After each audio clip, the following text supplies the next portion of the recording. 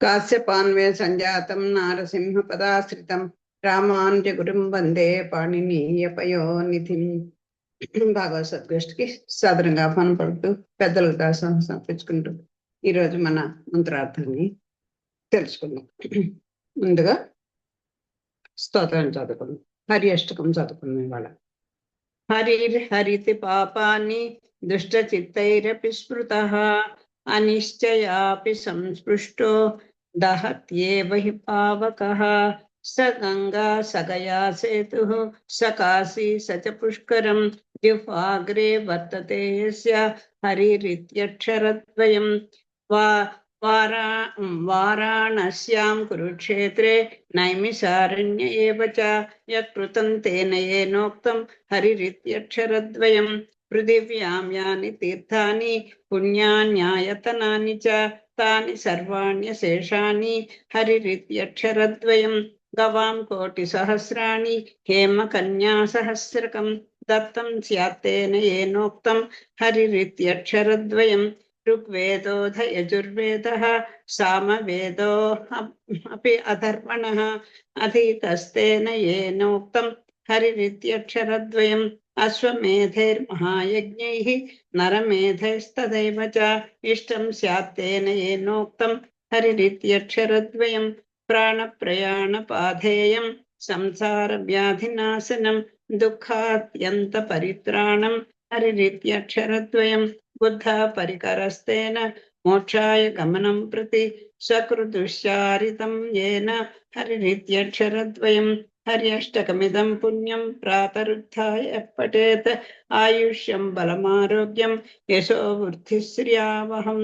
ప్రహ్లాదేన కృతం స్తోత్రం దుఃఖసాగర శోషణం యః పఠేత్ స నరో యాతి తద్విష్ణోః పరమం పదం.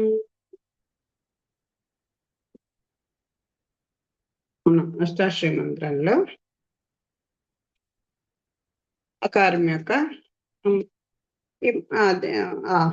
నారాయణ ఓం నమో నారాయణ అనే దాంట్లో ఆయ పదానికి నేను చెప్పుకున్నాం. ఇవాళ ఉకార వాచ్యురాలైనటువంటి తల్లి గురించి చెప్పుకున్నాం. ఉకారార్థాన్ని చెప్తున్నారు.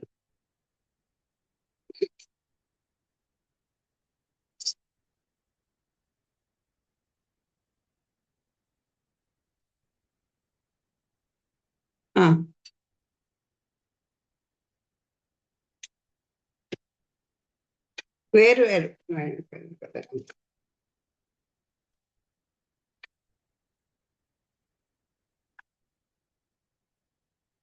తర్వాత ఏం చెప్తున్నారు? ఈ స్వామికి ఆయ పదాన్ని తెలియజేస్తుంటే శ్రీమన్నారాయణకి మనం తగిన వారము అని చెప్తాము. తర్వాత అయితే మధ్యలో ఈ లక్ష్మీదేవి యొక్క అపేక్షను ఎందుకు కోరుకుంటున్నామంటే అది చెప్తున్నారు. శ్రీ శబ్దం యొక్క కొన్ని అర్థాలు చెప్పి ఇప్పుడు మళ్ళీ దాన్ని వివరిస్తున్నారు. మరి యొక్క ఉత్పత్తి అర్థమును బట్టి శ్రీ శబ్దము ఆశ్రయింపబడినది అని అర్థము. జీవులచే ఎల్లప్పుడూ ఆశ్రయింపబడినది కనుక అకారమునందు శ్రీ సంబంధము సిద్ధమవుతున్నది. అకారంలో కూడా ఆ తల్లి ప్రమేయం ఉన్నది అని చెప్తున్నారు. అతని యందు లక్ష్మి ఉన్నది, ఉండుతున్నది కనుకనే నారాయణుడు లక్ష్మీవాన్ శ్రీనివాసుడు అనబడుచున్నాడు. అతడు తన వక్షస్థలం నామకు నివాసంగా ఇచ్చిన సార్థక నామం కలవాడే ఉన్నాడు. అందుకే లక్ష్మీపతి అని, సీతాపతి అని అలాంటి పేర్లు ఆయనకి స్థిరం పడ్డాయి. ఈ సంబంధం ఆమెకు నిత్యముడు చేత పరమాత్మ చోట్లు అన్ని చోట్ల ఎందను ఆమె కూడా నిశ్చయము. అందుకే ఆవిడ ఎప్పుడు కూడా ఆయనతో పాటే ఉంటుంది. ఆవిడ కూడా నిత్య సంబంధం ఉన్నది. ఆవిడ సంబంధం మనలాంటిది కాదు. అదేంటి ఆవిడ కూడా మనలాగే ఆ భగవంతునితో ఎప్పటికీ ఉండేటువంటి సంబంధం ఉన్నది అని చెప్తున్నారు.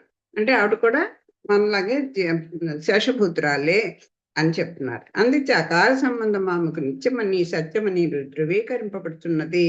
ఆ జానకి దేవి కూడా ఆ రామాయణంలో నీకు నేను కాంతి ఏంటి కాంతి సూర్యుడికి కాంతి ఎలా అయితే విడదోయడానికి వీలు కాదో అలాగే నేను రాముడు అలాగని చెప్తుంది.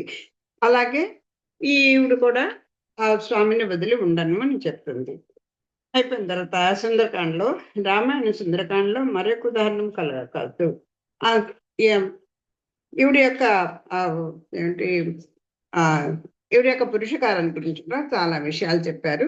చెప్పిన తర్వాత ఇప్పుడు క్లుప్త చతుర్థి గురించి చెప్పారు. ఇప్పుడు అకారం మకారముల మధ్య ఉన్నటువంటి ఉకారం యొక్క సప్రమాణముగా ఏమి చేస్తున్నదో తిరిగి చెప్తున్నారు.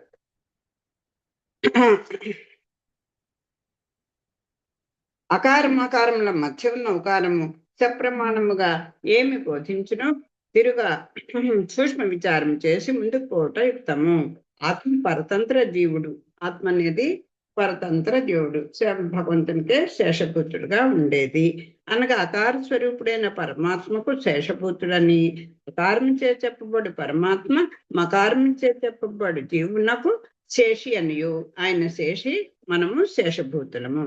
ఇట్లా పరమాత్మకు శేషముగా ఉన్న ఆత్మ తనకు గాని ఇతరులకు గాని శేషం కాదని తెలుచుంది. ఆయనకే చెందినది అంది ఆయ పదం వల్ల తెలుస్తోంది. లోకంలో ఒకరికి శేషమై ఉన్న పుత్రులు, దాసులు మొదలైన వారు ఇంకొకరి శేషులై ఉండట కలదు. అదే అలాగే ఈ లోకంలో ఒకరు శేషమైనటువంటి పుత్రులు, దాసులు మొదలైన వారు మరికొందరికి కూడా శేషమైనట్టు కలదు. అటువంటి అన్యశేషితం నిత్యముగా లేదని ఉకారము తెలుపుతున్నది. అంటే మనం అందరినీ ఆరాధిస్తూ ఉంటాం, అందరికీ శేషభూతులే అనుకుంటాం. కానీ ఆయ పదం వల్ల శ్రీమన్నారాయణునికే ఈ జీవుడు శేషభూతుడు అనేది తెలుస్తోంది. అకారం లుప్త చతుర్థి అనటం వలన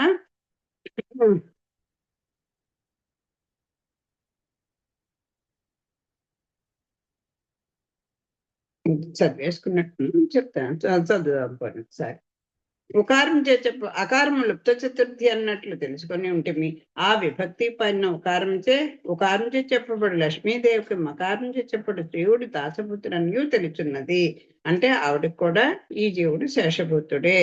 అంతేకాదు పరమాత్మ జీవాత్మలకు భర్త భార్య సంబంధము కలదనియును తెలుచున్నది.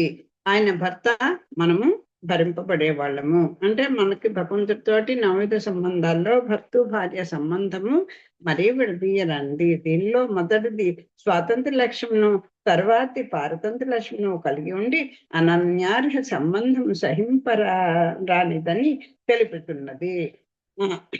ఇది ఇంకొక దాన్ని ఒప్పుకోదు, ఆయనకే చెందిన వాళ్ళమని చెప్తుంది. ఈ చెప్పిన వాని సారము జీవుడు పరమాత్మకు లక్ష్మీదేవికి శేషుడు కనుక ఇతరులకు దాసభక్తులుగా అన్యశేషితముండుటకు ఉకారము నివర్తించుచున్నది. అంటే ఒక్క ఆ మిథునానికి లక్ష్మీనారాయణలకే ఈ జీవుడు దాసపుత్రుగా ఉండాలి. అన్యశేషితం అంటే ఇతరులకు మనం శేషభూతులము అని అనుకోవడం, అది ఉకారము ఒప్పుకోదు. ఇందు భగవంతునికి శేషభూతుడు అనుట ఎంత ప్రధానమో ఇతరులకు కాదని చెప్పుట అంతకంటే ముఖ్యమైనది. ఆయనకే చెందిన వాళ్ళము అంటే తెలుస్తోంది కదండి. ఇంకా వివరణ ఎందుకు అంటే మన మనసు అలాంటిది కాదు కదా, మన కోరికలు పుట్టలు పుడుతూ ఉంటాయి. అంచేత ఆ స్వామి ఎందే నమ్మకం పెట్టుకొని ఆయనకే శేషపుత్రుడు అనుకుని ఆయన కరుణించే వరకు ఉండే అంత విశ్వాసం మనకి ఉండదు కనుక మన కోరికలు తీర్చుకోవడానికి ఎవరు ఏ దేవతనైనా ఆశ్రయిస్తూ ఉంటాం. ఇందుకు ఒక ఉదాహరణ కూడా చెప్తున్నారు. యజ్ఞములందు అవిస్సు దేవతలకు ప్రియమైంది, ఈశ్వరునికి శేషభూతమైంది ఈశ్వరునికి శేషభూతమైంది ఆత్మవస్తు. దాన్ని ఇతరులకు శేషభూతం చేయుట తునకమునకు అవిస్సు ఇచ్చుట వంటిది. ఇప్పుడు యజ్ఞాగాదులు చేస్తే దాంట్లో ఉండేటువంటి ఆవిర్భాగాన్ని దేవతలకే చెందాలి. అలాగా ఈ జీవుడు కూడా భగవంతుడికే శేషమైతే ఇప్పుడు ఆ విషయం తీసుకెళ్ళి ఆ కుక్కలకి పెడితే అది ఏమవుతుంది, అన్యశేషత్వం లాగా అయిపోతుంది. ఆత్మ సర్వేశుని కంటే వేరైన వాళ్ళలో ఒకటే కదా. అందుచేనది తనకు తాను కాని చైతన్య స్వరూపమైన ఇతర వస్తువులకు గాని శేషభూతము కాదు. అంటే దీన్ని బట్టి అన్యశేషత్వం మనకి పనికిరాదు. శ్రీమన్నారాయణుడికే ఆ మిథునానికే మనం శేషభూతులము అని తెలుసుకోవాలి. యముడు తన కింకరులతో చెప్పిన విషయములలో ఒక విశేషం ఉంది. సర్వేశ్వర నామం ఉచ్చరించకున్నను దోషం లేదు, కానీ ఇతర దేవతల నామోచ్చారణ ఆ దేవతల భజన దోషములు. మీరు ఆ కింకరులతో చెప్తారు, ఎవరైతే నారాయణ నామాన్ని ఉచ్చరిస్తూ ఉంటారో పోని అందరూ ఉచ్చరిస్తారండి. ఉచ్చరించకపోయినా పర్వాలేదు. కానీ ఇతర దేవతల నామోచ్చారణ ఎవరైతే చేస్తుంటారో వాళ్ళని ఎవరైతే సేవిస్తుంటారో అది దోషమని గుర్తుపెట్టుకోండి. ఆ దోషములు చేయని వారు భగవద్భక్తులు లేక భాగవతులు అని అనబడతారు. కేవలం ఆ శ్రీమన్నారాయణునికే శేషభూతులం అనుకునేటువంటి వాళ్ళే నిజమైనటువంటి భగవద్భక్తులు, భాగవతులు. ఎందుకంటే మొత్తం ఈ చరాచర ప్రపంచం అంతా కూడా ఆయన అధీనం చేత, ఆయన చేతే సృష్టింపబడి, పోషింపబడి లయం చెందుతోంది కనుక ఇంకా వేరే పరతత్వం లేదు అని మనం తెలుసుకోవాలి. ఆయనకి శేషభూతులు అనుకున్న వాళ్ళే నిజమైన భక్తులు, భాగవతులు. వారి చెంతకు పోవలదని యముడు తన కింకర్లకు చెప్పిన రహస్యం వాళ్ళ జోలికి మాత్రం వెళ్ళకండి అని చెప్పాడు. భార్యకు భర్తతో సరిపడకపోవచ్చును, సరిపడినప్పుడు అతన్ని చేరవచ్చును. కానీ పరపురుష సంపర్కము గల భార్యను ఆమె భర్త వలడు కదా. ఏదో గొడవలొచ్చి భార్య భర్త విడిపోవచ్చు. అంత మాత్రాన ఇంకో పరపురుషుడితో ఆవిడ కనుక వెడితే, సంపర్కం పెట్టుకుంటే మళ్ళీ ఆవిడ తిరిగి వస్తే ఆ భర్త ఇష్టపడతాడా? అలాగా సర్వేశ్వర శేష వస్తువైన ఆత్మకు స్వశేషత్వము కానీ అన్య శేషత్వము కానీ నిందితంలే. ఇది ఎవరికి చెందిన వస్తువు వాళ్ళకే ఉండాలి తప్ప నాది అని స్వశేషత్వం అంటే నేను ఎవరికి దాసుని కాదు అనుకోవడం స్వశేషత్వం. అన్య శేషత్వం ఆయన కాదు, నాకు ఎవరికి వస్తే వాళ్ళని సేవించుకుంటాను అనుకోవడం. ఈ రెండు కూడా నిందింపదగినది. ఉకారము నాశకమగు అన్యశేషత్వం నివర్తించుతున్నది. అంచేత ఈ ఆత్మ వినాశనానికి హేతువైనది ఏది అంటే అన్యశేషత్వము. ఎవరు పెడితే వాడిని, ఏ దేవతను పెడితే అలాగా ఏ కోరికల కోసం ఒక్కొక్క కోరికలు తీర్చుకోవడానికి ఒక్కొక్కరిని ఆశ్రయించడం అనేది ఈ ఆత్మస్వరూపాన్ని నాశనం చేస్తుంది అని చెప్తున్నారు. ఇక మకారం దగ్గరికి పెడుతున్నారు. మకారమునకు ఆత్మనియు జ్ఞానమనియు తెలుసుకుంటయు అర్థములుండెడిచే జ్ఞానవాచముగా తెలిసింది. మకారము జ్ఞానవాచకము. ఇది 25. మకారవాచ్యుడు 25 అని 25వ వాడు. పురుషుడు ఆత్మ అని పిలువబడుతున్నాడు. ఆత్మజ్ఞానము అను గుణము కలవాడు. అంటే ఇది ఈయనకి జ్ఞానానందములు కలవాడే. కాతే ఈ ప్రకృతి సంబంధం వల్ల ఈ జీవుడికి కొంచెం కలత పాపం ఆ స్వస్వరూపం పోగొట్టుకుంటూ ఉంటాడు. జ్ఞానము స్వరూపంగా కలవాడిని శాస్త్రవాక్యములే చెప్తున్నాయి. బ్రహ్మసూత్రములు జ్ఞాన గుణసారమైన ఆత్మస్వరూపం నాకు మకారం వాచకం అని తెలుపుతున్నది. అన్ని శాస్త్రాలు కూడా ఈ బ్రహ్మసూత్రాల్లో కూడా ఈ జీవుడు మకారం చేత చెప్పబడుతున్నాడు అని స్పష్టంగా తెలుస్తుంది. వీనన్నింటినీ సారముగా మకారము జ్ఞాన గుణము కల ఆత్మ అని చెప్పవచ్చును. దీనికి జ్ఞాన గుణములు కలిగినది ఆత్మ అని చెప్పవచ్చు. దానికి శేషభూతత్వ ధర్మము ఉన్నది. దీని ధర్మం ఏమిటి అంటే ఆ పరమాత్మకి శేషభూతుడుగా ఉండడమే. వ్యాకరణ శాస్త్ర ప్రకారము ఆ నుండి అవ్వరకు గల అక్షరములు ప్రాణములు, కానుండి మిగిలిన అక్షరములు వ్యంజనములు. అచ్చులు అల్లులు అని చెప్పుకుంటాం కదా. ఆ నుంచి అవ్వరకు ఉండేవి అవి ప్రాణములని, మిగిలిన అక్షరాలు వ్యంజకములని. వ్యంజకములకు స్వయము పలుకుబడి లేదు. ఒక అచ్చుతో కలిస్తే గాని హల్లులు పలకపడవు. అంచేత వాటి అవి హల్లులు ఈ వ్యంజకములు అనబడేవి. వ్యంజనములు అనేవి స్వయంగా పలకలేవు. ప్రాణములు చేరినే వానికి ఉచ్చారణ సౌలభ్యము కలుగును. అకారము ప్రాణము. ఇది స్వతంత్రాక్షరము. దీనికి ఏమి సహాయం అక్కర్లేదు. అంచేత అకారం వచ్చినటువంటి పరమాత్మ కూడా సర్వస్వతంత్రుడు, ఆయనకి ఏ సహాయం అక్కర్లేదు అని చెప్పడం అనమాట. మకారము వ్యంజకము అంటే ఏదండి, ఇది అచ్చు సహాయం ఉంటే కానీ పలకదు. చూడండి ఎంత చక్కగా చెప్పారు. అకారం అచ్చులు కనుక అది స్వతంత్రమైనది కనుక దానికి ఏ సహాయం అక్కర్లేదు. అకారవాచ్యుడు శ్రీమన్నారాయణ. మకారం అనేది జీవవాచకం కనుక ఇది అచ్చులు సహాయం ఉంటే గాని అకార సమితి ఉంటే కానీ ఇది పలకలేదు.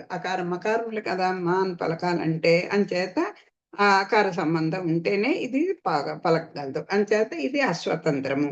మం అని వ్యంజనము అకారము చేరి మా అయినది కనుకనే అస్వతంత్రమగు మం అనగా ఆత్మ, స్వతంత్రమగు అనగా పరమాత్మ.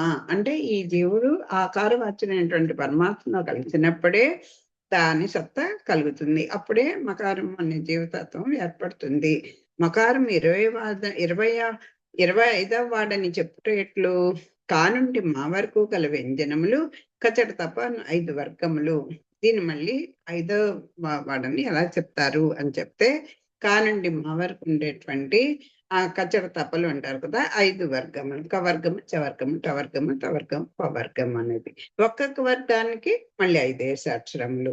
మకారము పవర్గంలోని చివరి అక్షరమైనందున ఇది ఈ మా అనేది మకారంలో పపబమాలో పవర్గంలో ఆఖరిది 25వ అక్షరం వ్యంజనమైనది. మిగిలిన వ్యంజన వర్గములు వేణిని సూచించును సమీక్షించట యోగ్యం కదా. కవర్గంలోని 5 అక్షరములు మళ్ళీ విడగొడుతుంది చెప్తున్నారు. ఇప్పుడు కవర్గంలో ఉన్న 5 అక్షరాలకి అంటే ఈ 5వ అక్షరం చెప్పడానికి విడిగా అక్షరాలను బట్టి చూసి చెప్తున్నారు. మళ్ళీ ఈ అక్షరాలకి చెప్తున్నారు. కవర్గంలోని 5 అక్షరాలు కూడా 5 భూతములకు 5గా చెప్పుకున్నాం. 5ని వివరిస్తున్నారు. 5 భూతములకు పంచభూతములు గుర్తు. గాలి, ఆకాశము, నీరు, వాయువు, ఆకాశము, వాయువు, నీరు, తేజస్సు, భూమి, అవు కదా పంచభూతములు. అవి 5.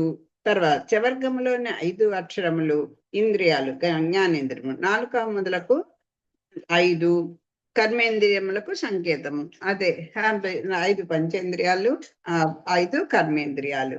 టవర్గంలోని 5 అక్షరములు చర్మం మొదలకు 5 జ్ఞానేంద్రియములకు ఆనవాలు. 5 జ్ఞానేంద్రియాలు, 5 కర్మేంద్రియాలు, 5 పంచభూతాలు, 3 5 15. తవర్గంలోని 5 అక్షరములు శబ్దాదులైన 5 తన్మాత్రలు. ఆ తన్మాత్రలు అంటే సూక్ష్మ దశలో ఉన్నటువంటి ఈ పంచభూతాలలో ఉన్నటువంటి తన్మాత్రలు. అవేమో సూక్ష్మ రూపంలో ఉంటాయి. ఆ తన్మాత్రలు 5, జ్ఞానేంద్రియములు 5, కర్మేంద్రియములు 5, పంచభూతాలు 5. తర్వాత పవర్గంలోని మొదటి 4 అక్షరములు మనస్సు, బుద్ధి, అహంకారము, వాటి యొక్క కృతులకు గుర్తు అని చెప్తున్నారు. 4. 5వది మకారవాచమైనటువంటి ఈ జీవుణ్ణి తెలియజేస్తుంది అని చెప్తున్నారు. కాక పవర్గంలోని చివరి అక్షరము వ్యంజనాక్షరంలోని 25వ అక్షరమునైన మకారము ఆత్మ లేక జీవుడు లేక చేతనుడై ఉన్నది. 5వ అక్షరము పవర్గంలో ఆఖరి అక్షరమైనటువంటిది 25వ అక్షరము. ఇది మకారవాచమైనటువంటి జీవ తత్వాన్ని జీవుడిని తెలియజేస్తుంది. దానికే ఆత్మ అని, జీవుడన్నా ఆత్మన్నా ఒకటే. అలాగే చేతనుడు అంటే చైతన్యము గలవాడు కనుక ఈయన చేతనుడు అనకుండా చెప్పబడుతున్నాడు. అది ఆత్మవస్తువు వాచకమని చెప్పబడుతుంది. మకారం అనేది ఆత్మవస్తువు అని చెప్పబడుతుంది. ఇది సమిష్టి వాచకము. మకారం సమిష్టి వాచకం ఎట్లంది? సమిష్టి వాచకం అని ఎందుకు అంటున్నారో చెప్తున్నారు. ఆత్మలకు శేషత్వము సాధారణ ధర్మమైనందున ఈ ఆత్మలన్నిటికీ కూడా ఈ అన్నిటికీ కూడా శేషత్వం అనేది సాధారణ ధర్మము. బద్ధులు, నిత్యులు, ముక్తులు అను మువిధములైన ఆత్మ సమూహములకు ఈ మకారము వాచకమే. అంటే ఒక్క ఈ సంసారంలో ఉన్నటువంటి ఇలా ఉదరపోషణ పోసుకుంటూ ఇలా బతికేటువంటి వీళ్ళకేనా అంటే కాదండి. నిత్యులు, ముక్తులు, మరి ముముక్షులు కూడా ఈ బద్ధుల్లోకి వచ్చేస్తారు కదా. అలా అంటే బద్ధులు, ముముక్షులు, నిత్యులు, ముక్తులు వీళ్ళందరికీ కూడా ఆత్మ మకారవాచకమే అవుతుంది. అంటే ఇప్పుడు ఆ పరంపదలో ఉన్నటువంటి ముక్తులు, నిత్యులు కూడా భగవంతుడికి శేషభూతులుగానే ఉంటారు ఆ తల్లితో సహా. కనుక ఇది సమిష్టి వాచకం అనదగినది. మకారం అనేది ఒక వ్యక్తి సంబంధించింది కాదు, సమిష్టి వాచకము. ఇది భగవంతునికి అర్హమైన 25వది. తత్వజ్ఞానానంద స్వరూపము, జ్ఞాన గుణకత్వ స్వరూపము కల జీవాత్మ సమూహంను చెప్పుటచే జాత్యేక వాచకమని తెలియచున్నది. జాత్యేక వాచకము అంటే ఏమిటో మళ్ళీ చెప్తున్నారు. ఇప్పుడు ధాన్యాదుల రాశులను చెప్పట్లో ఇది కందుల రాశి, ఇది స్వర్ణ రాశి అని చెప్పుదురు. ఇప్పుడు ధాన్యాది రాశులు చెప్పాలంటే ఒక వడ్ల గింజను చూసి ఇది ధాన్యం రాశాను కదా, ఒక రాశిని చూసి ఇది ధాన్యపు రాశి అని లేకపోతే ఒక బంగారపు గుళికలు ఉంటే వాటిని స్వర్ణ రాశి అని అలా చెప్తారు. వీనిలోనే రాశి అయినందునను లక్షలాది గింజలుండును. అది ఒక సమ్మిష్టి అనే పదానికి ఇప్పుడు ఇక్కడ ఒక రాశినిగా మనం గుర్తు పెట్టుకుంటే దాంట్లో అనేక, ఇప్పుడు ధాన్యం రాశి అన్నాం అనుకోండి, దాంట్లో కొన్ని లక్షలేండి, కొన్ని కోట్ల గింజలు ఉన్నట్టు పెద్ద పెద్ద అవన్నీ కలిస్తేనే ఒక పెద్ద రాశి అనుకోండి. అట్లే మకారము నిత్యులనబడు ఆత్మల, ముక్తులనబడు ఆత్మల బద్ధ సంసారులకు జీవుల వంటి పలు విధ జీవులను తెలుపును. నిత్యులు, ముక్తులు, అలాగే ఇంకా మా బద్ధులు అందరికీ కూడా ఈ మకారము సంకేతమై ఉన్నది అని చెప్తున్నారు. రాశి పదము ఏకవచనమే. బియ్యాలు అనం కదా, బియ్యము, ధాన్యము అంటాం. అలాగా ఒక గింజన్న బియ్యం అంటాం తప్ప మా ఇంట్లో బియ్యం లేదంటే అంటాం. 2 గింజలు ఏమన్నా, ఒక గింజ డబ్బాల మీద.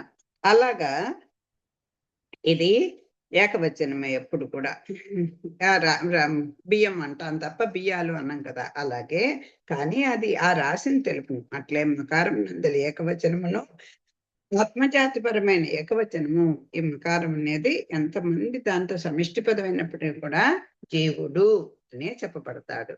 పర్యవసానం ఏమనగా ఆత్మజ్ఞానము గల 25వ మకారము చే చెప్పబడు శేషత్వమునకు ఆశ్రయమగు అచేతనముల నుండి భిన్నముకు వారిని మకారము చెప్పుచున్నది. ఇక్కడ చక్కగా 3 పాయింట్లు చక్కని ఇచ్చారు. ఈ జీవుడికి మకారం వచ్చినటువంటి ఈ జీవుడికి ఆత్మ జ్ఞానం ఉన్నది, జ్ఞానానందం కలవాడు. ఇది 25వ అక్షరైనటువంటి మకారం అనేటువంటి దాంతో చెప్పబడుతోంది. శేషత్వమునకు ఆశ్రయమగును. శేషత్వమునకు అందరూ కూడా మొత్తం ఈ సమిష్టి వాచకంగా ఉన్నటువంటి అంటే అన్ని రకాల జీవులు కూడా ఆయనకే శేషభూతులు. అంటే ఒక్క చిత్ సంబంధమైనటువంటి, ఇప్పుడు రాయి రప్పలు కూడా శేషభూతులుగా ఉన్నారా అంటే భగవంతు సంకల్పం చేసి సృష్టింపబడినవే, కానీ వాటికి చైతన్యం లేదు, అలా పడుంటాయి. పాషాణం అంటే రాయి కదా, అలా పడుండేటువంటి అచేతనాలు అంటే ఇవి కొంచెం భిన్నమైనవి కదా. అది అందుకని ఇప్పుడు ఈ పశువులు ఇవన్నీ కూడా తిరుగుతాయి, అవన్నీ కూడా చైతన్యం కలవే. వాటిని అవి రక్షించుకోవడం తెలుసు, మళ్ళీ ఆ బిడ్డ సంతానాన్ని కండం తెలుసు, అన్ని తెలుసు, తను ఉదర పోషణ చేసుకోవడం తెలుసు. కానీ మనకి వాటికి పశువుల బతికేపురా అంటారు చూడండి. ఎందుకని? మనకి బుద్ధి అనేది ఇచ్చాడు. ఇస్తే అది ఎప్పుడు మనం ఎలా తెలుసుకుంటాం అంటే, పెద్దలు ఎంత బాగా చెప్తారు దాన్ని. మనసు అనేటువంటి పాలని బుద్ధి అనేటువంటి కవ్వంతో తోడుపెడితే, పాలను తోడుపెడితే అదేంటి కవ్వం అనేటువంటి దాంతో పెరుగుని మనసు బుద్ధి అనేటువంటి కవ్వంతో దాన్ని తెలిస్తే దాని నుంచి వచ్చేటువంటి సారమే ఈ భగవత్ తత్వం అని తెలుసుకోమంటూ ఉంటారు. అలా ఎన్నో ఉదాహరణలు చెప్తూ ఉంటారు. అలాగా ఇది ప్రకృతి కంటే పరము, స్వయం ప్రకాశము, నిత్యమును అయినది. అంటే ఈ ప్రకృతి కంటే విలక్షణమైనది, నిత్యమైనది, శరీరములందు వ్యాపించున్నది అయినను దేహముల కంటే భిన్నమైనది, స్వాభావిక సుఖము కలది ఆత్మ అని చెప్పబడుతుంది. ఈ ఆత్మని వివరిస్తున్నారు. దీని స్వయం ప్రకాశం కలిగింది, నిత్యమైనది, శరీరంలాగా అస్తమానం పడిపోయేది కాదు. ఇప్పుడు మనం ఇప్పుడు మనుషులుగా పుట్టామంటే మన ఈ శరీరం పడిపోయిన తర్వాత ఈ ఆత్మకు మాత్రం చావు ఉండదు. అది ఎప్పుడు అదే అంటారు, ఈ ఈ ఏంటి దోషణ తిరస్కారాలు శరీరానికి కానీ ఆత్మకు కాదు అని చెప్పుకున్నాం మనం. అలాగే ఈ ఆత్మకేమి కూడా ఒకటి తిట్టినా ఒకటి పొగిడినా ఇవేమీ ఆత్మకు ఉండవు. ఇది నిత్యమైనది, దానికి చావు కూడా ఉండదు. ఈ శరీరమే పైన కవర్ లాగా పోతుంది అంతే. మళ్ళీ ఈ జీవుడు మనం చేసిన పుణ్య పాపాలను బట్టి ఇంకో శరీరాన్ని ధరిస్తూనే ఉంటాడు. అంచేత ఈ అన్నిట్లోని శరీరము వ్యాపించుంటుంది. ఈ అయినను 4 రకాలైనటువంటి జీవుల్లో కూడా వ్యాపించుంటాయి. అయినను దేహముల కంటే భిన్నమైనది, అంతే కదా. ఈ దేహం కంటే ఈ దేహానికి సత్త కలిగిస్తుంది ఆత్మ కనుక, అంతే దేహం కంటే భిన్నమైనది, స్వాభావిక సుఖము కలది ఆత్మ అని చెప్పబడుతున్నది. అంతేకాదు ఆత్మ పరతంత్రమైనది. స్వాతంత్రమైనది అంటే దీని సుఖం ఉన్నది అంటే ఇది పరతంత్రమైనది, ఆ స్వామికే పరతంత్రమై ఉన్నది. ఆ పారతంత్రం సర్వేశ్వరునికే అని మకారమున చతుర్థి విభక్తి తెలియచున్నది. ఇది ఈ మకారవాచుడైనటువంటి ఈ జీవుడు ఆ పరమాత్మకే చెందినవాడు అని స్పష్టంగా చెప్తోంది ఈ మకారము. ఇట్లా జీవుని స్వరూపము శోధనము చెప్పుటచే మకారము జీవవాచకమైనది. ఆత్మ విషయం ముందు చెప్పి ఆ తర్వాత దాని లక్షణం లేని ధర్మములను తెలపవలసి ఉండగా కారణించే ఆత్మ యొక్క శేషత్వ ధర్మం ముందుగా చెప్పి తర్వాత ఆత్మను చెప్పుట ఎందుకు అని చెప్తున్నారు. ఏమండి, మరి ఉకారం అంటే ఆత్మ అని ముందరే చెప్పేయచ్చు కదా. అలా చెప్పకుండా ఈ ఈ ఈ ఆత్మకు ఉండవలసినటువంటి లక్షణాలన్నీ ముందర చెప్పేసి ఇలా ఉండాలి, ఇలా ఉండాలి, ఇలా శేషపుత్రుడివి, నీకు స్వాతంత్రం లేదు, నువ్వు ఏంటి అని ఇది ఎన్నో ఉదాహరణని చెప్పి నువ్వు శేషపుత్రుడివి, శేషత్వమే నీకు ధర్మం, ఇవన్నీ చెప్పి తర్వాత ఆత్మ గురించి చెప్తున్నారు. ఎందుకంటే పరిమళమును బట్టి పుష్పమును, కాంతిని బట్టి రత్నమును గుర్తించు లోక మర్యాద కదా. ఇప్పుడు చక్కని పరిమళం వస్తుంది, ఎదురుకుండా గులాబీలు ఉండవు, కానీ గులాబీ వాసన తెలుస్తుంది. అలాగే మల్లెపూలు ఓ బుట్ట నిండా ఉన్నాయి.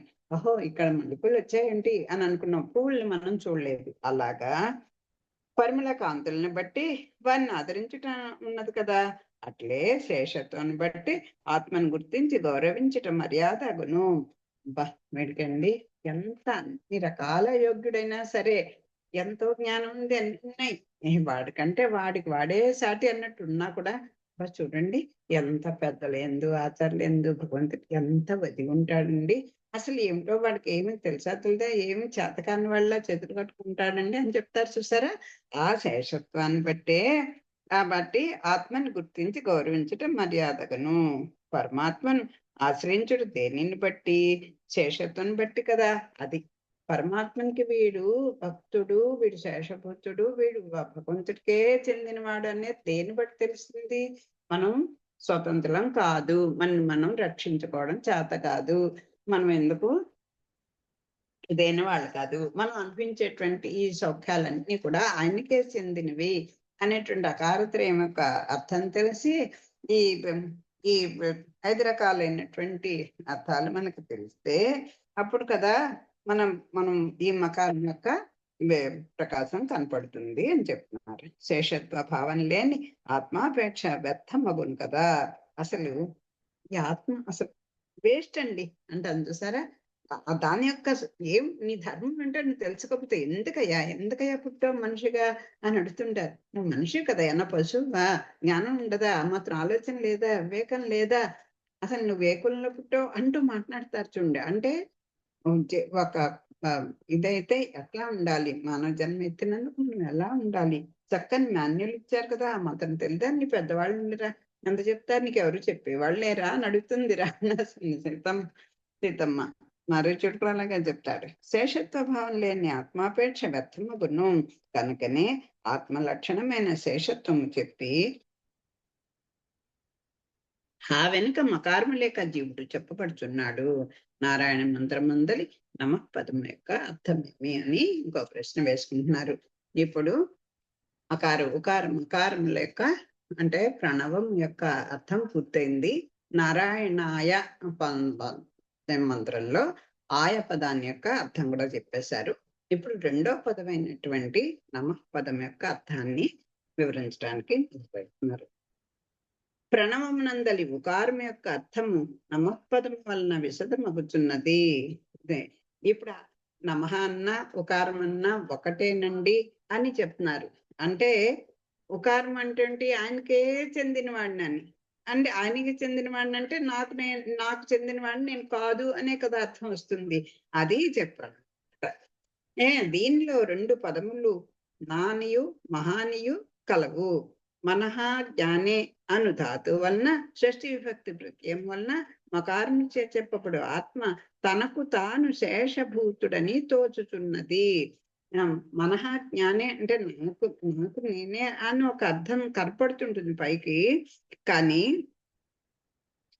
చెప్పడం ఆత్మ తనకు తాను శేషభూతుడని తోచవచ్చు, అలా కనిపిస్తుంది. నా అన్నది పదమే కాదు, అక్షరము కూడా. నాది అది నిషేధము. నమః అనేది నా వేరే అక్షరం, మహ అనేది వేరే అక్షరము. అందుకు అది చెప్తున్నారు. నిషేధం చెప్పు నంజి చేత ఆ స్వాతంత్రం నిషేధింపబడుతున్నది.